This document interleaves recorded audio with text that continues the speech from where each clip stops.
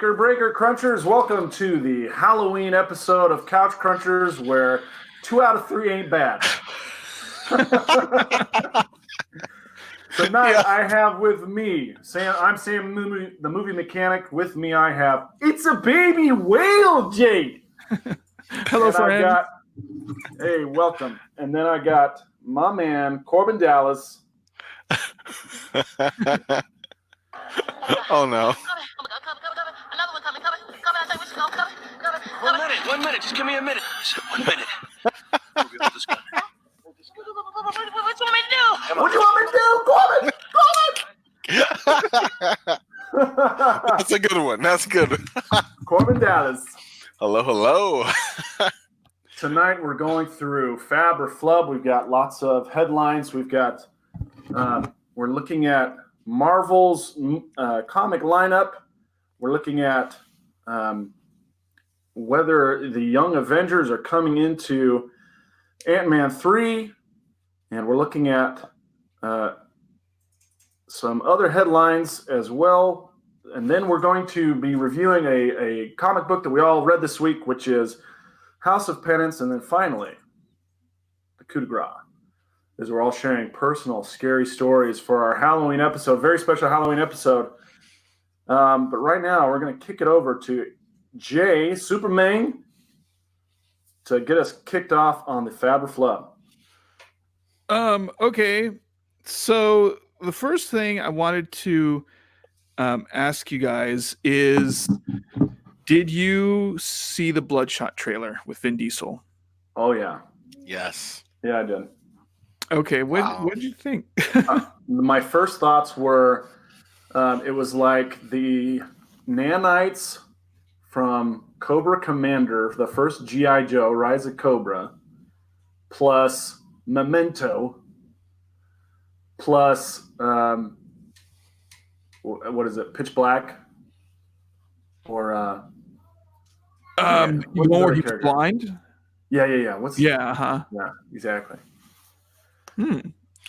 What do you think, Corbin? Honestly, I'm not the movie mechanic that Sam is, so no movies readily came to mind as like a direct comparison, but it definitely looks exciting. I'm not too familiar with the Bloodshot character in general, so I was intrigued. I want to learn more. I'm definitely doing some research on it, but I'm really liking, just from the trailer, the way the story's set up and what it's going to lead to. And this also gives me a chance to do some research and kind of find out the character and how it aligns based off the trailer with the stories. Because I'm really big on that, especially movies that are taken from literature, comics, etc. Yeah. Well, Bloodshot, Valiant, it's on Valiant Comics publishes Bloodshot, and they just rebooted it. And so Bloodshot #1 came out a couple weeks ago. Mm-hmm. And I haven't been the biggest Valiant fan because, Exo Manowar is awesome. Exo Manowar is like Thor, Iron Man, and Green Lantern put together. And it depending on who writes it, it's really, really good. And they have another popular commodity called Ninjak, and Ninjak's pretty much just a Batman ripoff. Just straight up Batman ripoff. They don't even try to do it a little bit different. And Bloodshot is another one that's really cool. And I haven't read a whole lot of it, but I've done some arcs here and there. Okay, so do you guys know what he actually looks like in the comics? Yeah, I did see some. Mm-hmm. I checked some images out as well. It's an interesting look. Yeah, so he's like all white with like red eyes. So how I would draw any villain, really. Yeah, but would it have killed them to make Vin Diesel be like pale white with red eyes, or at least have the red eyes? Well, I don't understand why. You know, it really bothers me when like script writers or whoever it is that adapts these comic book storylines and these characters into movies where they think they know better. They think, well, this isn't going to, there's a reason why this character has been around for a really long time, and he's one of Valiant's most popular characters because something is right here. Someone is doing something right with this book with this character, and it's been able to withstand the test of time. To me, when people do that, it seems arrogant, you know.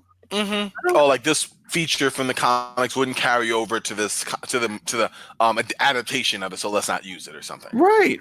You know, it still irritates me to no end that the Netflix Punisher didn't in the second series didn't have a stinking skull T-shirt. Yeah, What would have been the big deal? Stick Yeah. a stinking skull on that T-shirt. Yeah. That's I true. don't understand. I mean, I can see that argument. Bloodshot in the comics does have a very similar look to Morbius from the Spider-Man comics. Yes. Same complexion, and that movie is coming out soon. But plus, Jay, remember that for the better part of 5 years, Vin Diesel has been dressing like a tree in his movies. So maybe his problem. fashion sense is So maybe this was part of his writer. He says, "Look, no more. It's got to be my face on the screen. I can't have." It just matches his wooden acting. That's all. Oh, that's a good one. No, does anyone get any like Mr. Sinister vibes from look? I was looking at some pictures of Bloodshot and like I got a little bit of those kind of vibes Like on the that. crew cut. Yes. I mean, I guess the reboot that you're talking about looks more like Vin Diesel as far as like I did see a bald head and physique wise, and so maybe the movie guys are sitting there going, okay, we'll just take that, use that, and then make his chest red and some other parts red, and just loosely adapt the material. Again, I guess it remains to be seen. You would know, obviously, Jay talking about the story and everything. As soon as we see it, how much they take from the actual line. But just from a image perspective, from that alone, I think that's what they thought. Oh, this will translate well. We'll just go with that. The story actually seems pretty similar. Okay. But and then I don't know, the comics I've read of his, he's actually like a kind of a nice guy. He's not all, but I don't know. Maybe that'll come in time in the movie when he regains his memory and stuff like that. True. I don't know. We'll see how that works. Yeah. Yeah. So we flabbing that. We're flabbing that. I'm flubbing it. I'm flubbing it. Oh, I think I'm gonna flub it. I'm gonna say that. Go ahead, Gordon. Oh no, Sam. I'm sorry. Can I get an incomplete? I don't know how that works, but like I don't know too much of it yet. If I was to go anywhere, I'd go flub with Jay just because I respect Jay's judgment on that. But I would give it a flab, like I did last show. A flab. Just giving us an IOU. You have no idea. I'm making that a thing. Yeah, I have no idea though, to be honest with you. I'm gonna give it a flub also because the Memento serial killer element, serial hitman element, I thought was probably my least favorite part of Memento. I also didn't like the Cobra Commander nanite technology where he's, miraculously held together by these tiny robots. And they're trying to make that basically the main mechanic of this movie. So maybe it'll surprise us. Maybe it'll surprise me. I hope so. Vin Diesel has a great voice, and would like to see it continue to thrill audiences. So I'm gonna. Right now, I'm not too excited. I'm gonna say flub. Well, the nanites is pretty spot on. The whole nanite thing that's kind of like a huge thing. His blood's just made out of nanite. So Right. yeah, you like sever his arm and it like grows back and stuff. But yeah, I don't understand why they just can't give him a little bit of the look, But I don't know. What do I know? Oh man, I'm just some angry fanboy. Come on, Superman, you know plenty.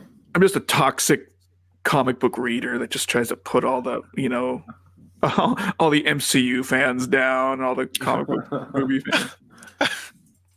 All right, well, what's next? What do you got next for us, Jay?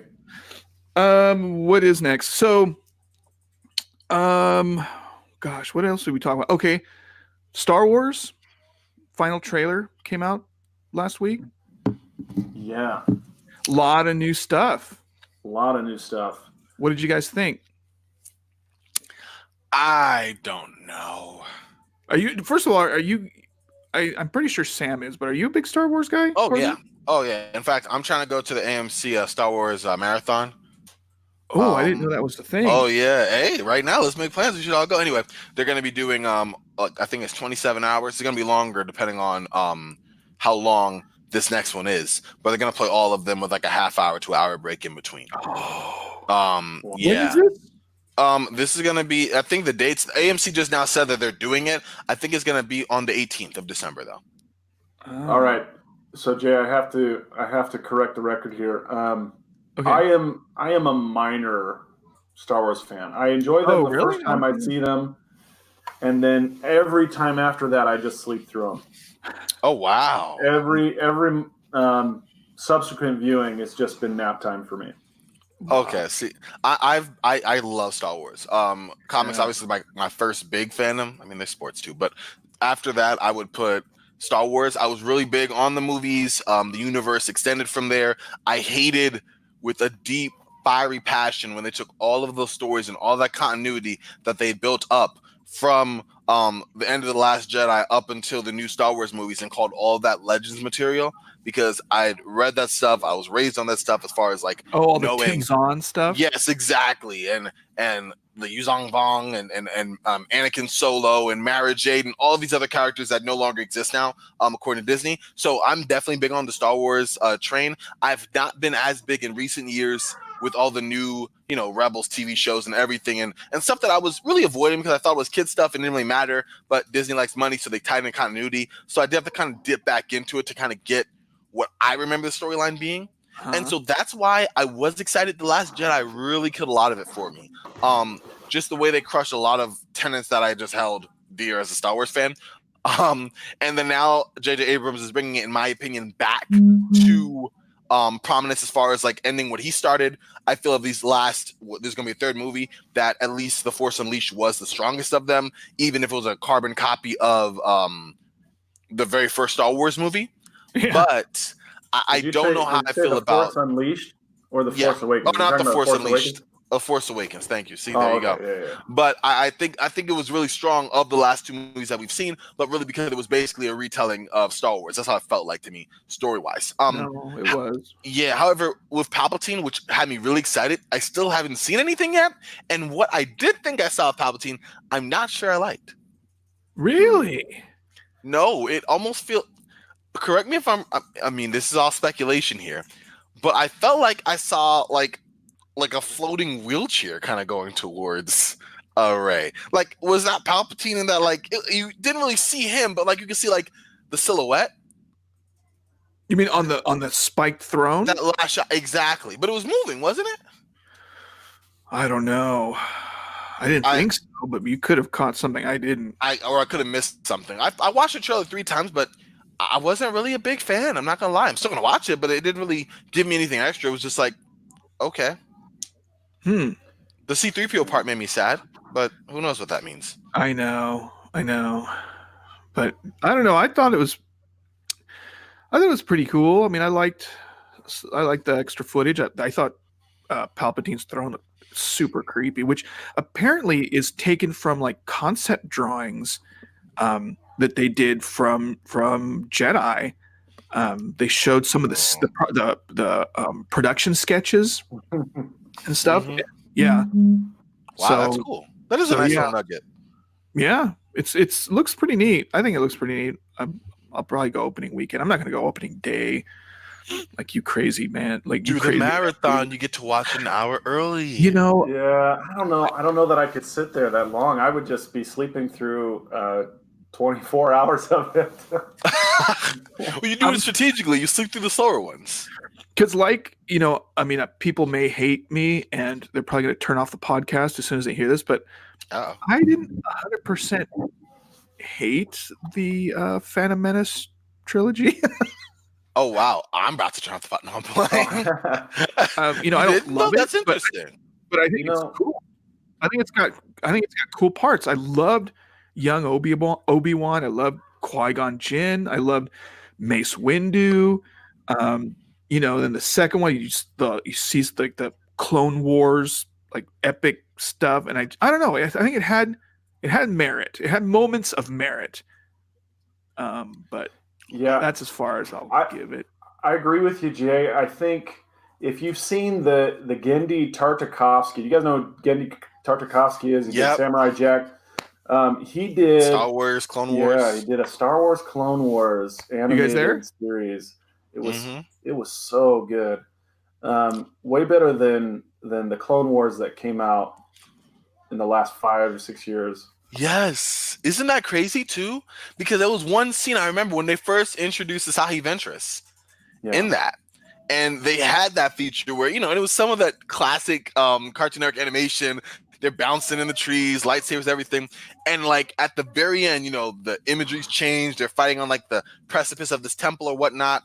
And it's raining. And you see Anakin just all of a sudden like flash to the dark side. And as he's striking at Asahi, like there's a flash of Yoda and there's a flash. And I thought that was that imagery like stuck with me. Like, whoa, this is big, And then obviously it went to its conclusion. But all these years after, I still very much remember that and went like, wow, like you're right. In so many short little shows, and you can watch on YouTube, it plays like it was only like an hour and 50 minutes in like totality. Total. Yeah, the whole thing. On the whole thing. But it was just really, really good. I agree with you. There was so many parts of that were just, it was great. Yeah. And Jay, I want you, here's homework for you regarding the prequel trilogy. There is a series of YouTube videos where a guy goes back and he's basically the inspiration for Sam the Movie Mechanic, my movie mechanic reviews, where I go back and rebuild movies, because he did a series of what if the prequels were good, and he basically changes a lot of the elements that they did introduce and makes it so they actually flow much better into the original trilogy. And the whole idea is that the prequel trilogy is Obi-Wan's trilogy, and it's about him getting revenge against Darth Maul for killing Qui-Gon Jinn. And because he's so obsessed or fixated on Darth Maul, he neglects Anakin and Anakin's turn to the dark side. And it's a really great take on it, and I really wish that was the way that the prequel trilogy went. So I would recommend that to you. That's my headcanon now, is the what if they were good. I like that. That is cool. Gotta try it. Yeah. Okay. Interesting. But as far as the trailer goes, I would say I really enjoyed the final trailer. I thought it was really cool. I like that they're wrapping up all the trilogies. I really like the idea that these kind of cycles repeat themselves. That there's balance in the Force, and they kind of keep coming back around to the same thing, but just a slightly different variation. So I really like that idea. I didn't mind at all that the Force Awakens was basically a repeat of New Hope. Yeah, I actually thought that was nice. You're right, because part of me was like, hey, it's basically the same thing. But then after reflected, I was like, well, that's not really a bad thing. You're introducing Star Wars back after a decade without. So why not go back to the things that got fans drawn in the first place? Sure. Take things back, set up. Now, if I'd known that The Last Jedi was going to come after that, I would have maybe pushed back a little bit. But yeah, I agree with you. But ultimately, you guys may have turned it over to me. Maybe I'll give that a fab. Looking at what's Marvel's next big thing, we got first up Guardians of the Galaxy by let's see, Al Ewing, apparently. The covers by Juan Cabal and Dean White. That's interesting. I know that Ewing was talking about that book and talking about how like in most ones he can do like world building, but in this book he's going to be able to do like universe building, which is like the entire Marvel universe, which is interesting as far as space is concerned. Making that world his own, quite literally, is going to be interesting. And he assured us that the Guardians on the cover won't be the only Guardians in the book and will feature many more characters. So, I mean, for big Guardian comics fans, that's a lot to look forward to from there as far as expanding the lineup and saying, okay, we have all these characters, but guess what? You don't know where I'm going to go with this or who else I'm going to add on this team. Yeah. That's cool. Yeah. Let's see. Al Ewing, you're right. Al Ewing is doing the writing and art by Juan Cabal. and Dean White. And then another one that we're looking at is Absolute Carnage, which is switching back over to Cates, and he and Ryan Stegman are continuing their run of Absolute Carnage. Are you enjoying Absolute Carnage? I have been. It's been a really good storyline. I liked where it's going as far as like the dynamic with Peter, with Eddie, the ramifications for Venom, and apparently Mark Bagley's gonna be joining him on the arc when it starts in December. So, I mean, a big fan of Bagley. I'm really excited to see where that goes. But yeah, you know what's funny is I have a signed Bagley Spider-Man. Let me see if I can find it. Okay. Let me see if I can find it real quick. All right, Judge Sam. Let's see. Live on location. Let's see. Where's my Mark Bagley?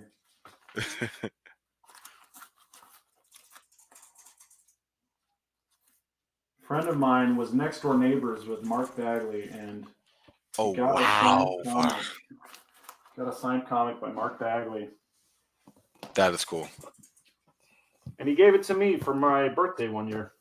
That is an awesome birthday present right there. I love Bagley. Big fan of his. So I mean, I'm excited to see where that goes. And also, apparently Carnage, Absolute Carnage is going to lead to Venom Island, which is the direct storyline after that. So that's going to be revealed in Venom number 21. And another exciting thing, I always love stories that have Venom, Spider-Man, and Carnage. Just classically, like those are ones that are intriguing. It almost harkens back to my days watching the Spider-Man animated series when those three got together. And all the hijinks that ensued after that, or the 90s comics that had that too. So, yeah, I'm really excited. It's been really good so far. Only more to come, apparently, and that's not a bad thing. Yeah, for sure. I love Venom. I love Carnage. Those guys are crazy. They do crazy things, and they're way better than that movie gave them credit for. Mm-hmm. What do you think about Iron Man 2020? That is interesting. It almost... I don't. Okay, so when I think Iron Man 2020, I'm thinking of. I'm pretty sure, actually, I'm positive there was like an earlier writing of this, an earlier version of it, like a future Iron Man, if you will. Yeah. This apparently is gonna be a little different. The current series of Iron Man's been building to this, and it's focused on what type of hero that Iron Man will be. So I tell you one thing, I definitely like the art. This like fifth color fluorescent ink type thing. Yeah. I think there's one I'm looking at right now with the cover by Pete Woods. That is just stunning. But it's going to be interesting. I mean, it's relaunching. Dan Slott was talking about how he put Iron Man through the ringer, and how after Iron Man was killed in what is it called? Civil War II, that the question was, this is the real Tony Stark or is it a copy? And so now we're going to see more about this and kind of building more of that mystery around it, but while also kind of giving the definitive version of Iron Man, or who is Iron Man? What type of hero is he? Kind of a character exploration. And apparently that question will be answered by issue 19. So that's kind of interesting to me. I'm definitely looking forward to that and really seeing what that's all about, because Iron Man is the one comic I've really been slacking on as of late. Just other things I've been reading, I kind of fell out of it interest-wise. So I'll be excited to get back into that and kind of read up more on it. I mean, how dare you? How dare you not read I that? know, Sam. I'm sad sometimes. I shame myself. I mean, I thought this was a good costume. And I hate to say it, but I'm just going to say it. This was supposed to be post-crisis Jimmy Olsen from Supergirl. So if you know how far I'm stretching it, you could tell, because I just told you. This was supposed to be Victorian-era Judge Dredd. Oh, wow. Okay. The funny thing is, I was thinking of that Batman animated series show, The Judge. Oh, yeah. That episode, not the show, but the episode that Yeah, had where but you would have Batman on all trial. black up here. Yeah, that haunted me for many a time. But still, either way, you came dressed to impress. I felt ashamed even sharing who I am or who I wanted to be. So we'll let it go. No, you're great. You're great. Oh man. All right. Well, hopefully we get Jay back here soon. But until then, we'll move on to the Disney Plus lineup. What are you looking forward to in the Disney Plus lineup? What are you kind of ho-hum, and what is it that you think is a miss in the Disney Plus lineup? So I'm really big on all of the Marvel 90s animated shows. I'm super high on that. Honestly, to me, that was like one of a selling point. Besides that, eventually I'll have to get it just to kind of see what's going on in the new series. So I'll put that as a definite plus, to be able to watch older X-Men episodes, to be able to watch Spider-Man, other ones that kind of slipped under the main eye, like Iron Man, like Fantastic Four. Those would be cool as well. Even Avengers United, They Stand, and Unlimited, Spider-Man Limited, which were just like, yeah, like even those will be cool. Another thing I am looking forward to is of course, the new Marvel series that will be coming out. Sure. Definitely a big fan of WandaVision, Marvel What If. Those are the two that are on my mind. I'm gonna watch all of them. Hawkeye, all of them will be very interesting. So that's a plus for me. Something I'm more mad about, and this is just my personal preference, I'm not just the biggest Disney guy in general. So for me, it's like I'm getting Disney Plus, but I'm getting it for Marvel, and really just that. I saw the trailer for The Mandalorian. Yeah. It looks visually stunning. I'm very impressed with the quality of it so far, especially for not a TV series, but a regular, I don't want to say smaller budget, but a different type of show. But I'm not intrigued by it. Like, I'm intrigued, like, wow, this looks great. And I also have very little intention of watching it. Of course, if I get it, I probably will, but that's more of a personal preference miss to me. And again, a lot of it also is not, there's a lot that's going to be coming out day one, and there's a lot that's going to be, I feel, held back, definitely as far as the Marvel movies are concerned. Mm-hmm. So that's kind of it, especially if I'm paying for it up front when I get it. I'd like to at least have access to all of it, but I get that this is a common thing with some subscription services. And then last things that are just not going to work for me at all. Okay, so things that I already mentioned what's not going to work for me. That I would say that. Things that are interesting is the package that Disney is putting out with ESPN Plus and National Geographic, because there's added value in that. Even if I'm not going for just one thing, I can say, okay, I can check out a sports show. I could check out a feature and have more of a full experience off of this one app. And I do like what they're doing with that.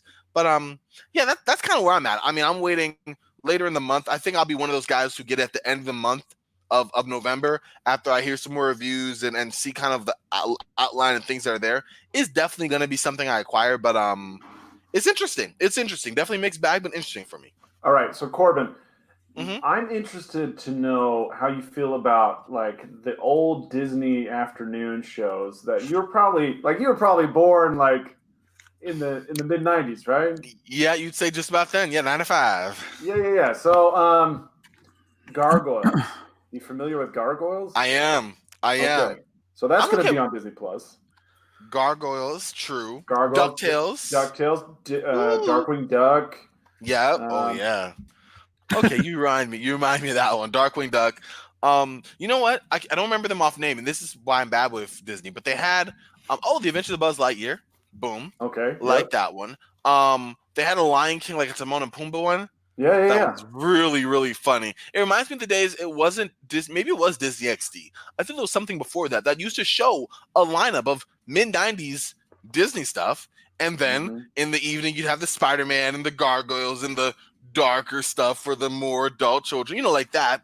And I guess that is something that I'll be intrigued by. Thank you for bringing that to my attention, because I kind of was sleeping on those. But the mid-90s Disney shows, you're right, I was kind of raised on those, at least the animated stuff. I didn't really watch a whole lot of Lizzie McGuire, That's So Raven, or stuff that was coming up later. But that early stuff really had me. Even Winnie the Pooh. Oh, yeah, I forgot about Winnie. Man. You can't forget about Winnie. He's waiting for you over there, Christopher Robin. Come on, man. Yeah, Pooh Bear. Oh, Jay, welcome back.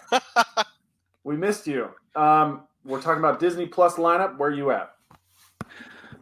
What are you looking forward to? What's man? What's not good?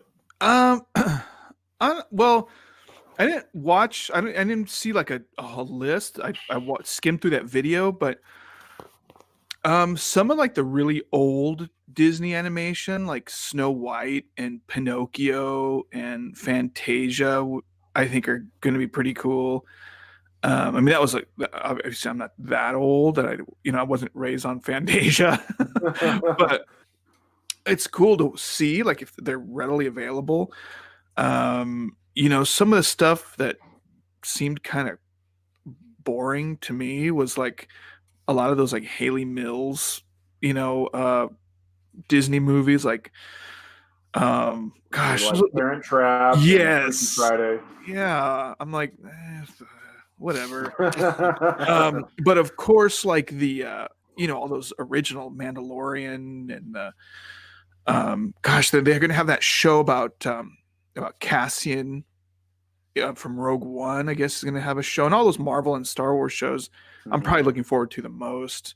X-Men animated series, of course. Wolverine and the X-Men. That was a fantastic little series. I think it only lasted 2.5 seasons. So I didn't see much of that. It was really, really good. I mean, it was basically taking its cues from the 2000s Marvel or X-Men movies with Hugh Jackman, where Wolverine is the leader of the X-Men rather than kind of the rebel figure, and he's much taller in that series than he was in the original X-Men cartoon or in the comics. So it was taking cues from the movies, but it was very well done. Interesting. Cool. Well, yeah. I mean, I'm definitely going to get Disney Plus. Yeah. Okay. Well, we need to trade passwords then. We'll have to swap passwords. Oh, okay. I'm throwing my hat in the ring too. No, I'm fine. Yeah. I mean, it's only like $6 a month or something like that. Yeah. So what I'm thinking is, I'll get Amazon Prime. I'll swap it with you, Corbin. You can get.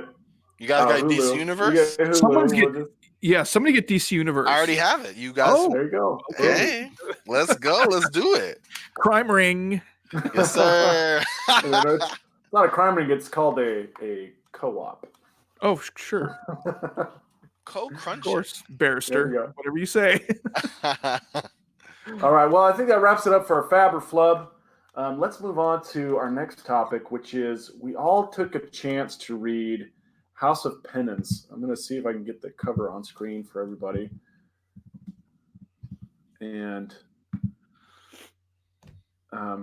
this is a 2017 comic. And let's see, I'm going to make this nice and big. Easy now. All right. There we go. I'll share my screen here. We'll just get everybody a chance to take a look at it. So that's House of Penance. I don't know if you guys are even seeing that, but I can't see it. Well, let me say a few things about what the book is about. So I got this little, I pieced together this little thing of in Wikipedia. So it's about, okay, so just bear with me here. This is a little long to read verbatim, but so it's about the Winchester House, which is in San Jose, California, and it was inherited by the widow of one of the original owners of the Winchester. What do they call it? Repeating rifle company, the Winchester guns. Yeah. And she was married to one of the Winchester brothers, and she had a daughter with him. And when they both died within a few months of each other, The daughter and the husband. Yeah, the daughter and the husband. The wife, Sarah, kind of went a little bonkers, and she went to see a medium in Boston. And the medium told her that in order to keep the spirits of First, she says that she's cursed to be haunted by the ghosts of all the people who had been killed by a Winchester rifle. Yeah. So all these ghosts, all these spirits that were murdered by Winchester rifles were haunting this woman. And this medium told her to move west and build this sprawling house that would house all of these spirits. Okay. Yeah, so, it's like the Ghostbusters containment unit, but it's a mansion. Yeah. And so just to put a little bit in perspective, Sarah Winchester back in 1881, that's when this happened. She inherited $20.5 million, which is equivalent to about $532 million now. Yeah, $500 million in today's currency. And she also received nearly 50% ownership of the Winchester Repeating Arms Company, giving her an income of roughly, okay, this was back then, $1,000 a day, which is equivalent to $26,000 a day now. Yeah, sweet. So That's some blood money cheddar right there. yeah. Yeah. So this lady, this really wealthy lady moves to San Jose, starts building this house where she hires like vagabonds, outlaws, murderers, whoever is willing to come and work for her with just room and board as payment to just build and build and build and build and build this house that eventually becomes 7 stories high. And what is it? 4.5 acres. This sprawling house. And a lot of it didn't even make any sense. There'd be like staircases leading to nothing. There'd be hallways just built in the middle of nowhere. There'd be doorways that just lead to like a straight drop outside. So yeah, so that house was built to house the spirits, but in 1906, when the Great San Francisco earthquake hit, it pretty much leveled that house down to like 2 stories. So then in 1908, the widow Sarah Winchester died of heart failure, and she just died in her sleep. And now the house is available for the public to tour, and I guess it's still supposed to be really kooky. Yeah, it's enormous. Wow. So yeah, so it was okay. So first of all, what did you guys think of the story? Have you ever heard of this before? Yeah, so I saw trailers for the movie telling of the story, which is called The Winchester, starring Helen Mirren. And I understood it to be a haunting of this giant mansion, and that the other character was supposed to be there to assess her sanity because the remaining shareholders and heirs of the Winchester name wanted to take the company back from her and basically freeze her out. And the only problem, I mean, eventually the events within the mansion indicate that she's not crazy, that there is something going on there, and that she's just trying to address it. As far as the comic went, I really enjoy horror stories where the manifestations of the supernatural are in tandem with some kind of trauma that follows the main character. And that's exactly what's going on here. She has these supernatural manifestations. They look like red streams of blood or guts or brains or something that just kind of float all around her. And if she ever allows herself to dwell too much on her guilt or this family curse or the loss that she feels of her husband and daughter, the red streams just kind of fill up the frame of the comic and or the panel. And there's one really striking scene, I think it's in the fifth volume or the 5th chapter, where the whole house appears to be underwater or under a big red ocean with all these red streams kind of flowing all over the place. And it's very creepy, but it's like a measure of her own guilt with respect to this curse. So I was very visually impressive storytelling.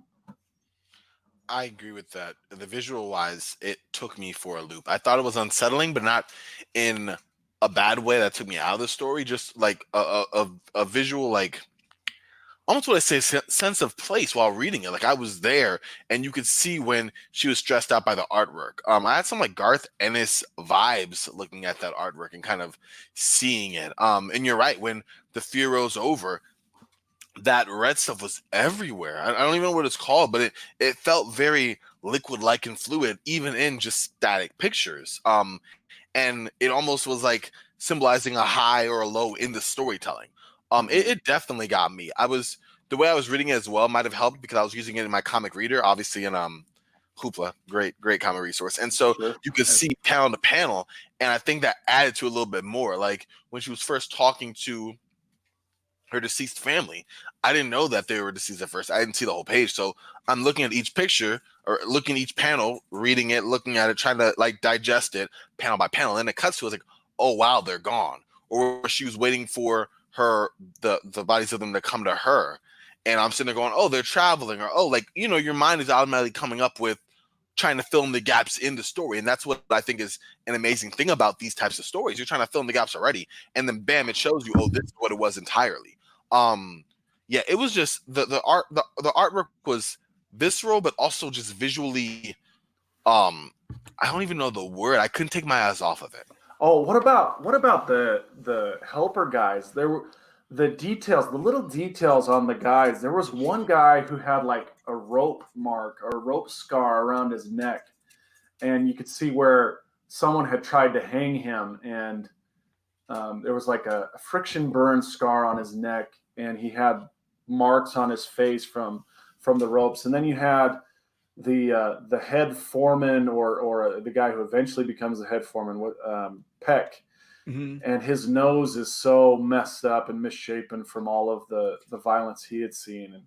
And it was stylized, but it was very well done to kind of indicate the kind of lives that these people led. Yeah. When she first is introduced to some gentlemen saying, you know, like the boundaries and what's going to work, each one had their own features. That you're right. They didn't just stand out like, they didn't look like they were all goons. They were all just people. Like each one had one feature. And I bet you could look at each page and see that differentiated one from the other in a cool way. Either one guy's face was mangled, one dude had a bad eye. And they were the product of the violence, as you said, Sam, the lives that they lived to get them to this place. But each one was different due to the scars, which is interesting because, again, you could live the same life of violence and have, you know, just this down your luck, horrible life, but it impacts people differently. Somewhere on the outside, somewhere on the inside. Yeah, I really liked the relationship she had with Peck.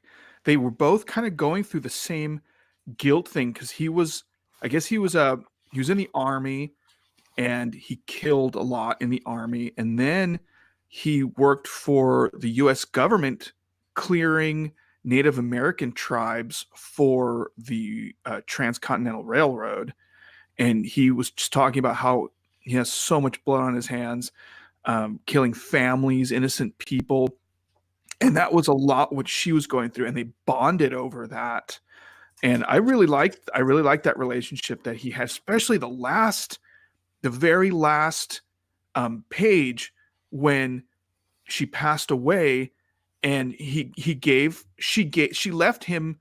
She was always wearing this armband around with what everyone thought was a combination to a save. And so she left that to him, and he opened it up, what her greatest treasure, and there was a picture of her family in there. And then the safe was empty except for that picture. Yeah. Wow. And then he turned around and said, you were my greatest treasure. Right. And I was like, gosh, that's heartbreaking. Oh, wow. Yeah.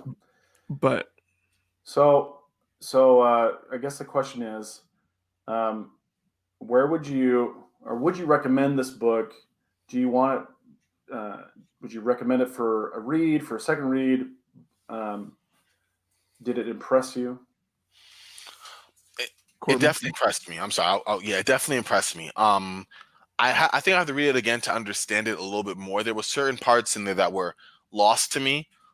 In terms of the storytelling, like I was getting where they were going, and then there was gaps where I felt like I was just reading and not understanding the context of it. So I definitely will revisit it just for that. But in general, it is one of those stories that it left me thinking for a minute. I was like, wow, like this is it's different than most of the stories I usually read, and maybe that's why it stood out a little bit more to me. But also, it felt like there was a lot going on underneath the surface of this story, and it's one of those books that I think you do have to read a second time to get the full understanding. And yeah, I think me recommending this someone be more situational. I'm definitely not gonna be like, everyone check out this book, because I think certain people will definitely enjoy it, certain people might not enjoy it as much. But if you're looking for a thought-provoking, dark read, but one that definitely has a message, and it's, if nothing else, very interesting, I definitely would recommend this.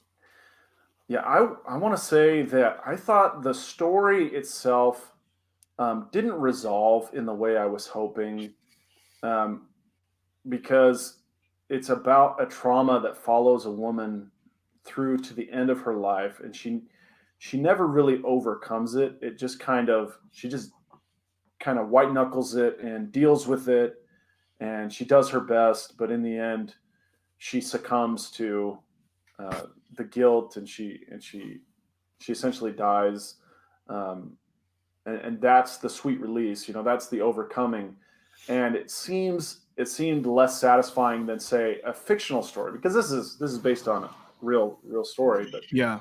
in a fictional story, you can change the history of the character so that he or she gives you a more satisfying triumph. Whereas in this case, it's like that door that they run through to nowhere, right? There's a couple times where Peck and then Sarah Winchester run through this door on like the third or fourth floor, and it just opens up to open air. To death. To death, yeah. And that's essentially where the story took us. Is it took us through this rising action all the way up to the point where there's the earthquake, 1906 earthquake, and it levels the house, and then that's about the height of it. And then after that, the story does the same thing. It just kind of takes a swan dive out of that high, lofty place, without any sort of real resolution as far as the characters are concerned. But I did like it.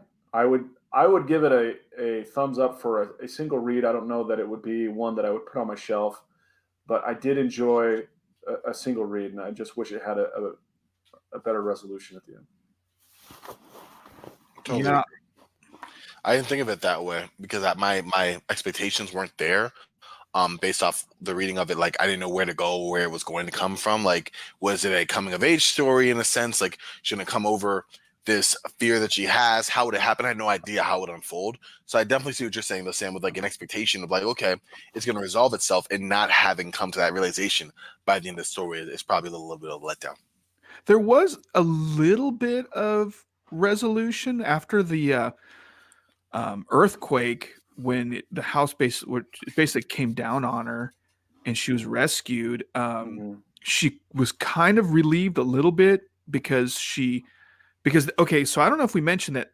So all these people that she hired to work were working 24/7, constantly. Yeah, they had shifts so that there was always hammers making a racket. That was kind of how she chased away the ghosts, is with the racket from the hammers. Yeah, she felt like the sound of the hammers were like the sound of bullets, and that was like her penance to have to live with that sound. But after that earthquake, she kind of only used a day shift. I don't know if you guys remember. So she let a lot of people go. She let, said, okay, from now on, we're only going to be doing a day shift. So in a way, it was, I guess, maybe she felt a little bit of relief, but yeah, not to the point where I'm sure she could like totally relax. Yeah. Even then, it was left kind of an interpretation, because you're right. Like, why? If so, like, was it a little bit of overcoming? So I'm not as scared. I'm only slightly worried. Was there another reason that is unbeknownst to us? I think she thought that maybe that earthquake was a sign of some sort. Yeah. But because it totally leveled most of the house, right? So it's pretty drastic. That's true. Yeah. What about you guys, though, as far as recommending it? How do you guys feel about that? Check it out from the library. Check it out on Hoopla. It didn't speak to me in the way that the books on my shelf do, but it was a good read. Yeah, it depends on who I'm recommending it to, but I would probably recommend it. So just so everyone knows, so just a quick recap, it was called House of Penance, and it was written by Peter J. Tomasi, art by Ian Bertram and Dave Stewart, and it was put out by Dark Horse Comics in 2017. And like Corbin was saying, we all read it off of Hoopla. And I know with Couch Crunchers, I was always recommending Hoopla to everybody. It was pretty much like, Lance talking about Supernatural. Pretty much every 10 minutes, I bring it up. Because, it's free, it's legal. You get it through your public library online. And I can't recommend Hoopla app enough to anybody. Sure. Yeah, I signed up for Hoopla just last week and I'm very satisfied. So thanks for the recommendation. Yeah. All right. I think we're ready to move on to the moment we've all been waiting for, which is our own personal demons, our own personal scary stories. And I think Corbin volunteered to kick it off. So let's hear your Halloween or your scary story that you want to share with the audience here. Okay, so short and sweet, or not too sweet, short and bitter, whatever. Never really did Halloween growing up at all. Actually, that wasn't a thing for me. Partly religious reasons, and then when we found religious reasons, it just wasn't a thing that came up. I was already kind of older then. We didn't really have like a next step there, so it just never really happened. But I was working with FEMA a couple of years ago, and so we were in California, just kind of staying over there a couple of days. It happened to fall on Halloween, and I was dating this girl. We'd been through 3 years, it's pretty solid. And so we thought, okay, we're gonna go to a Halloween party, and I'm sitting there going, I don't really know what to do for Halloween.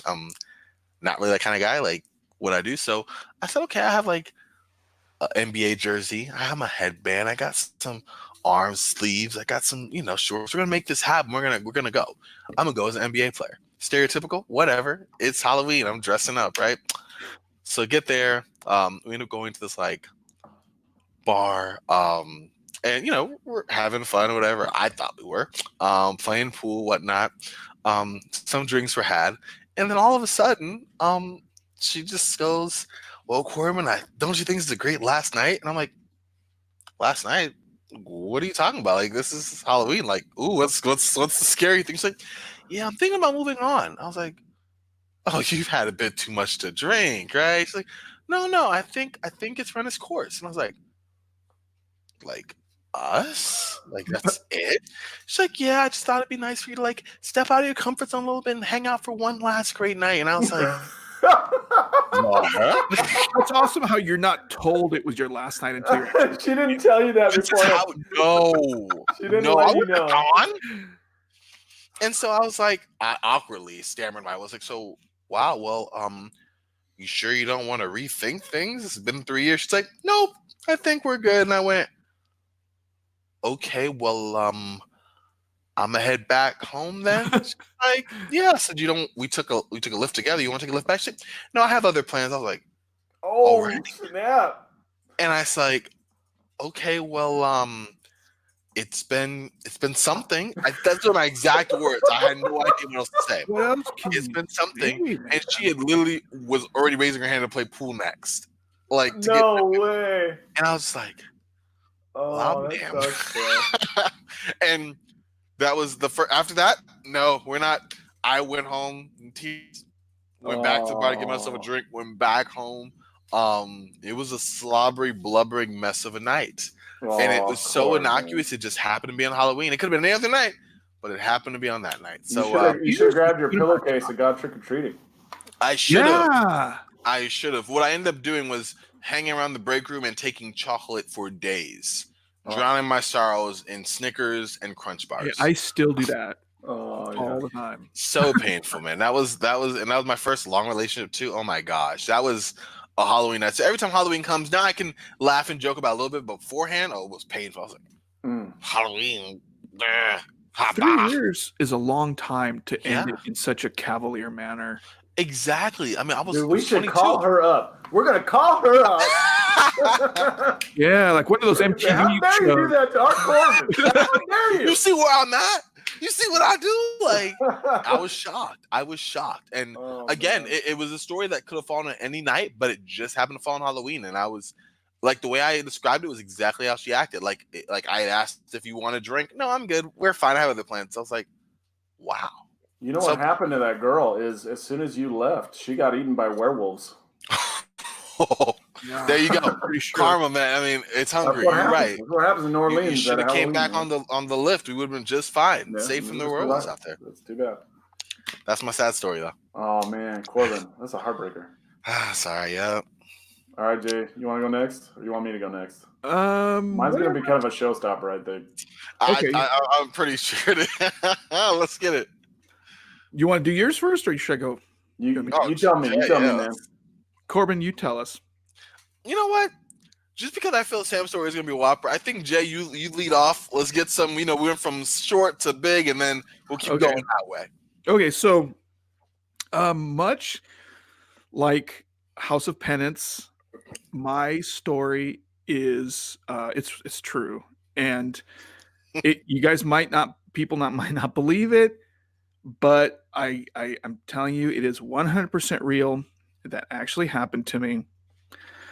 So when I was in high school, okay, I'm not going to name places or names or anything. I'm going to use false names.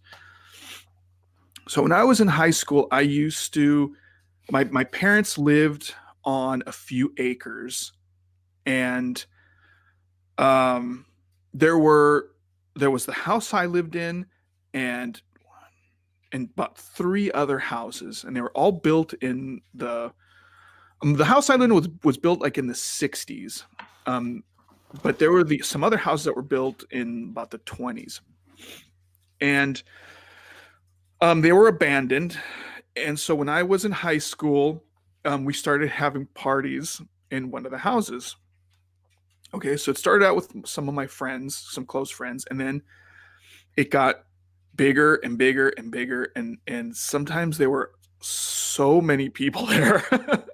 And everybody that went in there described a presence. It wasn't anything that ever really manifested itself. It was more of like just a creeping darkness that you can just sense in certain parts of the house more than others. There was a basement that I'd get the most stout-hearted individuals, because the light switch was at the very bottom. So you open the door and there's the steps that just lead to total darkness. And I'd say, "Hey man, go turn on the light down there." And then they'd start going, "Oh yeah, okay." And then they'd go down there. Nobody made it through down there for the first time, because you feel something just around you. And I can't really explain what it is, but it was a presence, and everybody was like, "No," and they went back up, and there was a bathroom at the very end of the house, and this wasn't a small house either. It was probably about 2,000-3,000 square feet. It was the owners of an orchard that lived there. And so they built a pretty big house. And there was a bathroom at the end of the hallway where people see. This one I didn't bank too much on, but there was a mirror in that bathroom, and people swore they saw things in the mirror, shapes or shadows, or even like lights that weren't actually there. I never saw anything in the mirror, so I don't know. I can't even. But there was definitely a presence, and even like decades later, people still come to me like, "Yeah, dude, that house was horrible. Well, I can't believe we used to go in there." I'm like, "Yeah, it was, but you guys kept wanting to go in there, so It was your fault." So yeah. So one day, it was after a typical night. Must have been like the end. It was my junior year, the summer of my junior year, so I was about to become a senior, and there were so many people. Sometimes I had to stay after and clean up, and the house was pretty dilapidated, because, like I said, it was built in the 20s and nobody ever really worked on it at all. So it was falling apart in a lot of places. So it's, so I stayed to clean up, and my friend who was staying with me that night stayed to help me clean up also. And we were expecting our friend, Mark. Mark said he was going to come by around 2:00. He was at some gig or something, and he was going to come by about 2:00. And so my friend and I were just sitting there. I was like, well, let's clean up. And so we were cleaning up, picking up all the trash, all the, aluminum cans and various litter that was everywhere. And he was helping me clean up. And it was like 1:00 at this point. And so we were just kind of sitting there. We just kind of sat there and we're like, oh, let's just wait for Mark. He should be coming anytime. And so we were sitting there talking, and we heard a knock on one of the windows. And we're like, oh, that must be him. Why is he knocking on the window, not coming in through the front door? What a weirdo. So we went outside, and his car wasn't there. We heard the knock. So we came back inside, like, whatever, let's just wait till he gets tired of himself trying to be cute and he'll come back in. So then on the other side of the house, we heard another knock on a far bedroom window. We're like, what the heck? What's he doing? And then so we're like, whatever. And then another knock on the opposite end of the house. And we're like, what the heck is going on? And so we just sat there. We still thought it was him. We went outside, looked for his car. No sign of him. So we came back in and sat down, and the knocking started again on the front window, and then again on the far window, and then again on the opposite end of the window. And then it got to the point where there were several knocks all around the house. And then they started getting faster and faster and faster. And before we got a chance to even realize what was going on, the windows and the panes were shaking so violently that I looked at my friend. I'm like, how are these windows not breaking? Every window of the house started shaking. And we looked at each other. We're like, and if you've ever been so scared it's like a chill of fright to the very marrow of your bones, and waves of paralysis like spreading from your feet to the tips of your fingers. I couldn't even breathe. I remember sitting there gasping. I'm like, so we looked at each other like, let's get out of here. And we ran out the front door about half a mile to the convenience store that was on the corner. And we stayed there till the sun came all the way up. And even then because my house, we had to pass my house we had to pass the creep house to get to my house. We walked on the other side of the street because we couldn't even walk. We couldn't even look at that friggin' place. Jeez. We walked to my house and back into my bedroom, and we went to sleep, and I never set foot in that place ever again. And it's funny because even to this day, I will, I'll still talk to people like, yeah, that house gave me nightmares every time we used to hang out there. I'm like, yeah, it gave me nightmares too. But the scariest thing about it was, when you're watching a horror movie or reading a book or something, you have control over your fright, over if it gets a little bit too intense, or you can call timeout and turn it off or shut but the thing that was so different is that I didn't have control of this. It was happening to me, and anything could have happened at that time. I'm not sure if I'm communicating it right, but it was an experience. And so after years later, because I didn't even tell my parents about this, because they'll just be like, you were on drugs, boy, or something. So years later, I told my mom about this, and she goes, that makes sense. And then I said, why? She said, because the people that used to live there, because she grew up there also. Because like I said, I grew up with my grandparents, and my mom grew up on the same property. She said the person that used to live there was awful. she said she was a horrible, mean lady that hated everyone. So the fact that you guys experienced all this and you experienced what you experienced, she said it really doesn't surprise me that that woman's spirit or essence or whatever is still in that house and does not want you in there. Huh. Well, I should have said something earlier, I guess. And it's funny because like I was saying, it was like a party house and people had their birthday parties there. And on Facebook, some mutual friends of me and the guy that it happened to, she posted some pictures of the old house. And I'm like, oh, hey, that's the old house.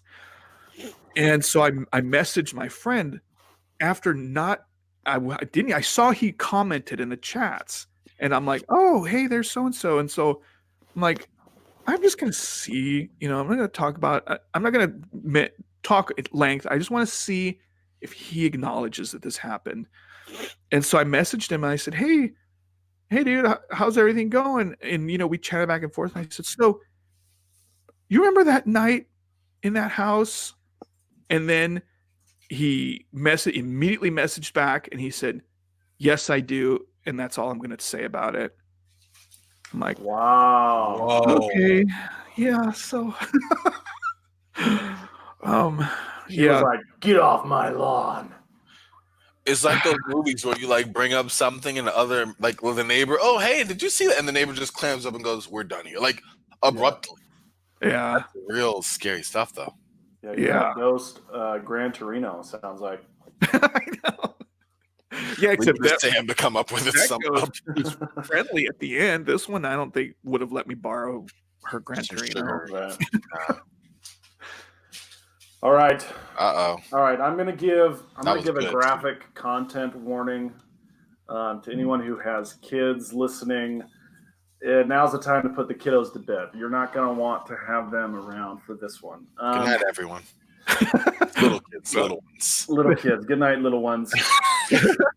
Jay. All right. So I lived in this little town in the mountains, in the woods behind my school. First off, there were woods behind my school. And in the woods behind my school, there was a place called Kay's Cross. And I didn't really know about it. I was like 6 years old at the time when I first found out about this place. But I knew there were a couple rules about the woods behind the school. One was kids could never go in there alone. You certainly didn't go there after dark. And when I first heard about this, my best friend comes to me and he's like, hey, do you want to go and see if we can get to Kay's Cross? And I was like, yeah, of course I want to go to Kay's Cross. And so we're just, 6, 7 years old and we're hiking through the woods. And along the way, he starts telling me the legends of Kay's Cross. He says, oh, yeah, Kay's Cross was built by a satanic cult. And kids go there to bash cats' heads in and do blood sacrifice. And kids get raped there. And all this horrible stuff. And I was like, why would anybody want to go to this place? And as we're creeping deeper into the woods, you start to hear little noises, right? The creepy forest noises. First of all, the trees start to get dense and start to kind of close in, and you have a hard time. There's all these little crisscrossing paths, and you start to kind of lose your way. You don't know which path you came in on. And you hear the twigs behind you start to snap and start to break, and leaves are rustling, and you're like, okay, someone is here. What is going on? And then all of a sudden we come around and it's a big clearing, and there it is, Kay's Cross. It's a 20-foot statue. Basically looks like a guy with his arms held straight out. His face is like a big square face, and it's just two big block eyes and a straight mouth across. And on the chest, there's a big letter K carved into the chest. And like I was okay. Like it was creepy to see, but the part that really got me was between the feet of the statue, there was a fire pit.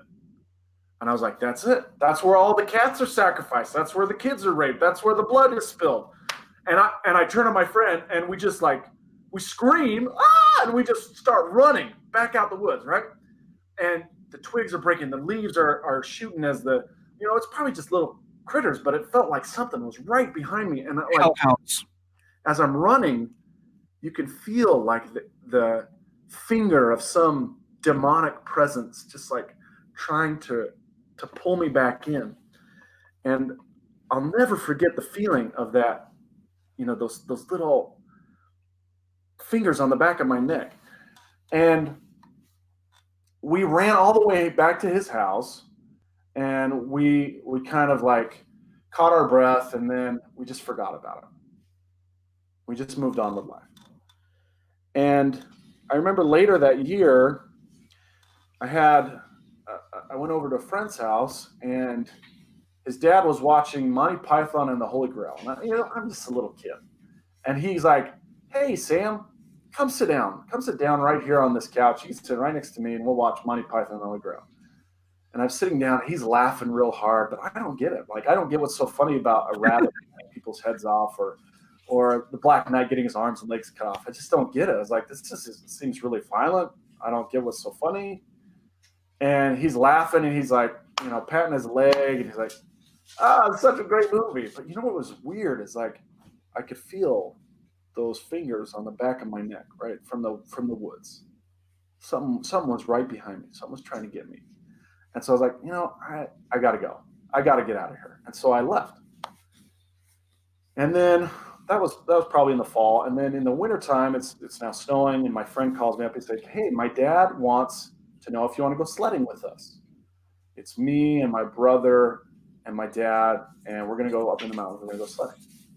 And I asked my mom. She says, okay. So I go up, and we just kind of go out to this hill on the side of the highway between, just off in the middle of nowhere. And it's really cold, and it's really windy. And I got miserable, and I was like, I don't really want to sled anymore. Can I go sit in the car until we go home? I'm like, oh, yeah. And my friend's dad's like, I'll take you. And so it's the same guy from Monty Python. And so he walks me over to the car, and I get in the back seat where I had ridden up with them to the sledding area. And he's like, hey, Sam, you can come sit up front. You'll warm up way faster up here.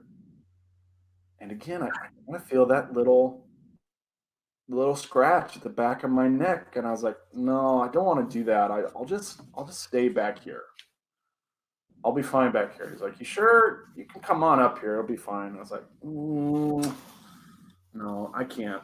And so, that's where I stayed. And then they wrapped up sledding, and then we headed back home. And then in the springtime, same friend, he calls me up. He's like, hey, my dad says you can come over for a sleepover. You want to come over and do a sleepover? And I was like, yeah, that sounds fun. And so I go over, and we're sleeping in our sleeping bags in the backyard. And I got my Ninja Turtle sleeping bag, and my friend starts talking, and he's like, do you know about the satanic priests in Cade's Cross? And I was like, what? He's like, yeah, the satanic priests that dance around Cade's Cross naked with their big tall hats. And I was like, I don't like that at all. I was like, where did you hear that? He's like, oh, you just hear stuff. My brother, my dad, they tell me stuff. And again, there it is at the back of my neck. And I was like, I can't stay the night. I got to go home. And so I took my sleeping bag, and I just ran home. And my mom was like, what's going on? I was like, I don't know. I didn't want to stay. And then in the summertime, my friend with the dad has me over, and there's another friend, my best friend, who I went to go see Cade's Cross, right? The two of us were there, and then the friend with the dad and his next door neighbor were there. And they've got this tree house in the backyard, and he says to me, hey, Sam, do you want to join the Naked Club?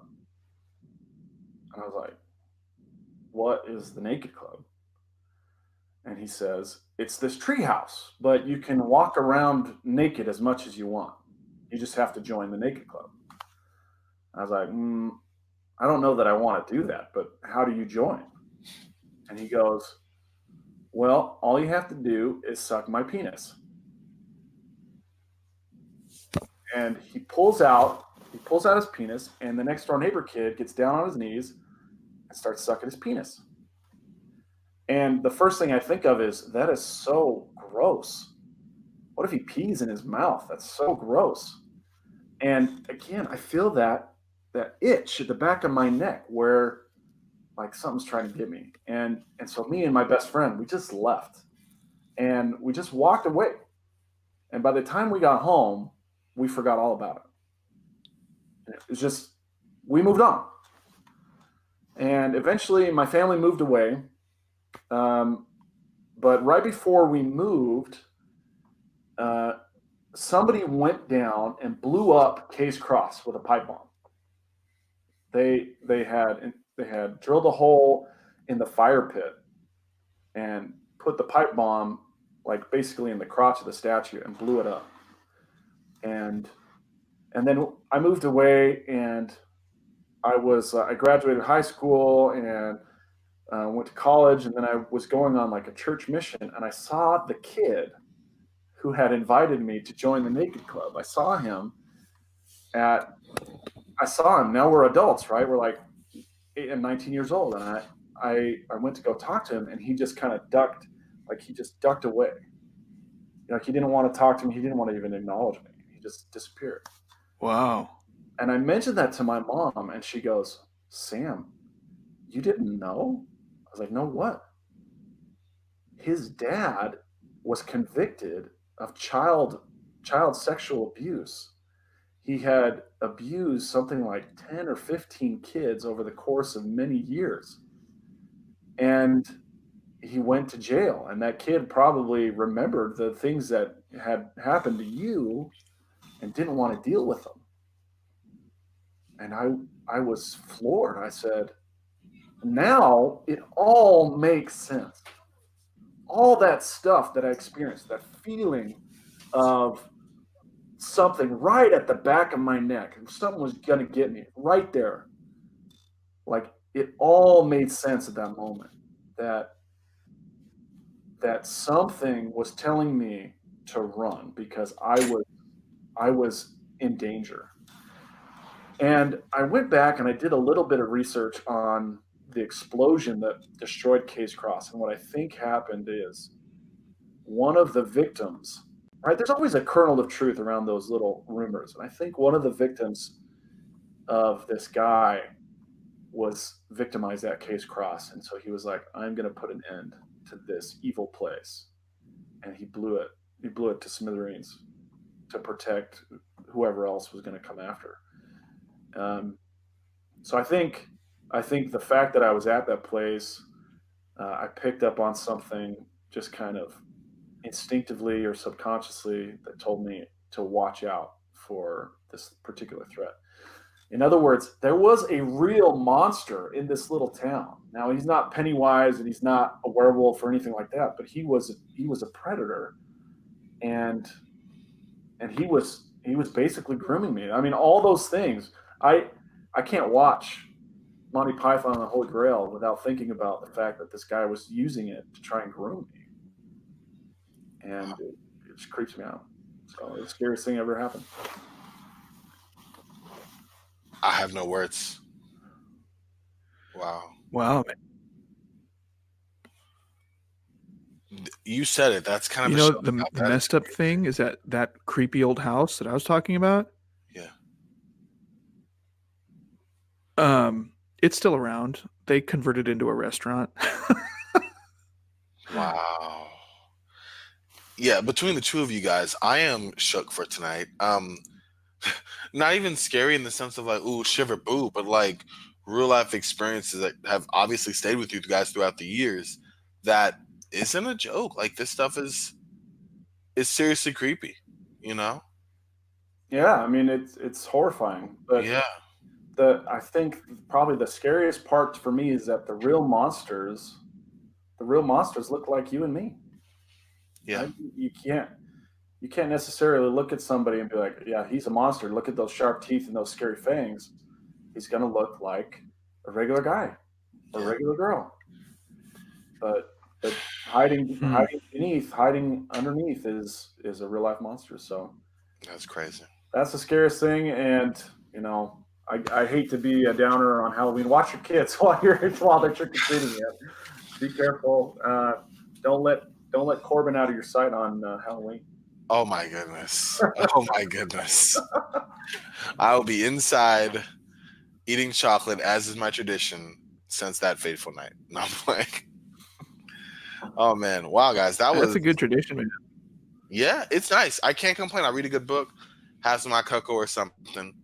Get ready for the big day after. That's kind of where I'm at. But definitely stay safe out there for sure. Be mindful. This stuff is real. And like Sam said, like, the monsters look like us. I mean, not specifically like us. They aren't us, but Well, I don't know. Maybe. Yeah, exactly. Yeah. All right, gang. Any final thoughts? Hey, what are you reading? What are you reading right now? I have been knee deep in a book that it's not a comic book. I haven't picked up my comics yet. Every time I come to the show, I'm like a day removed from actually getting my comics. So I'm really dropping the ball. No, I'm good. I mean,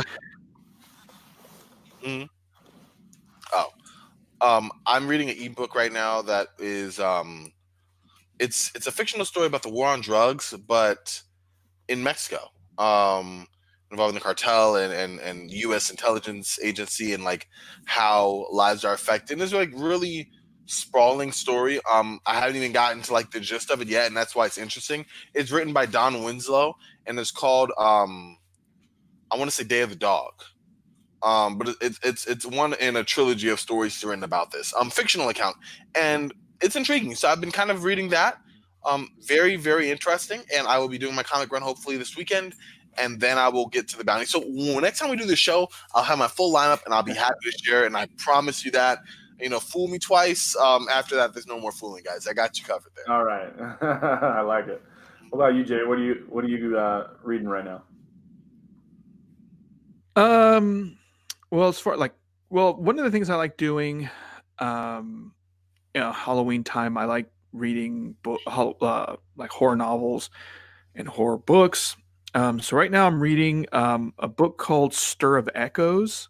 It's written by Richard Matheson, and I think they made a movie out of it with Kevin Bacon.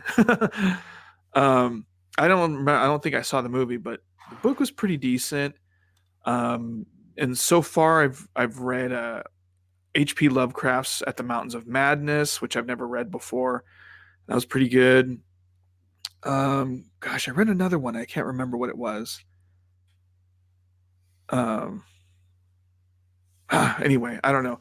But yeah, been reading some pretty cool horror novels. As far as like comics are concerned, of course, X-Men #1 I read. Still up on Maximum Carnage. J.J. Abrams' Spider-Man was really good. It's only the second issue came out. So yeah, there's lots of good comics out there. Yeah. I've been reading a lot of Chainsaw Man recently. I love Chainsaw Man. That's my go-to horror. I mentioned it last time, but it's been really picking up. A very interesting story, very funny. It's got kind of a lot of gory horror elements, but it's also got a teenage coming-of-age love story as well. I started reading a new author, Austin Ballio. He has a series, like a fantasy series called Crystalline Kingdom. The first book in that trilogy is called The Land of Mist and Shadow, I want to say. Should be hitting shelves soon.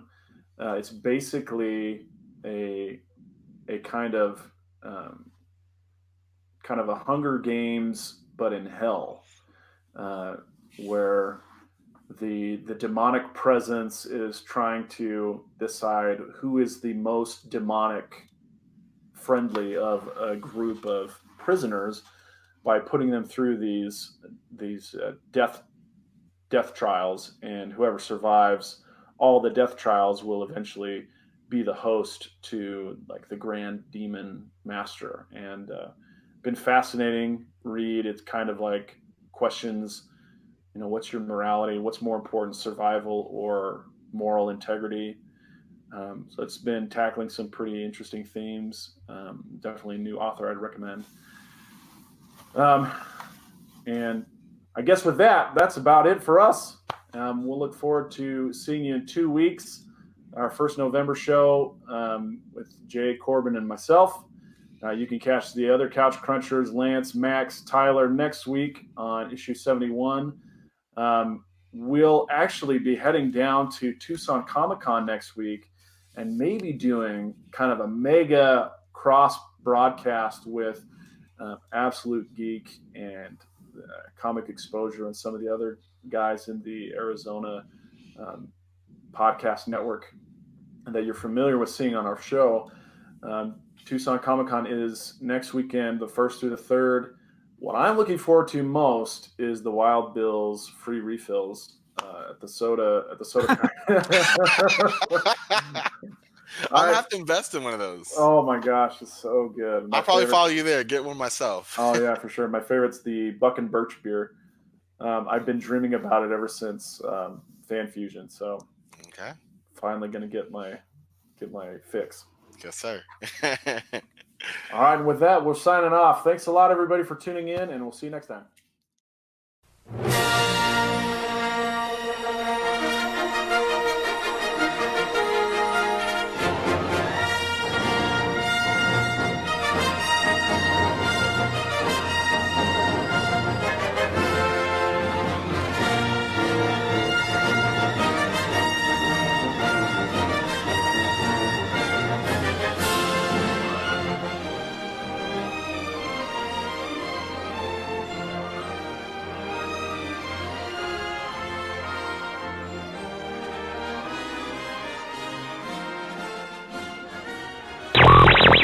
Grade A buffoonery.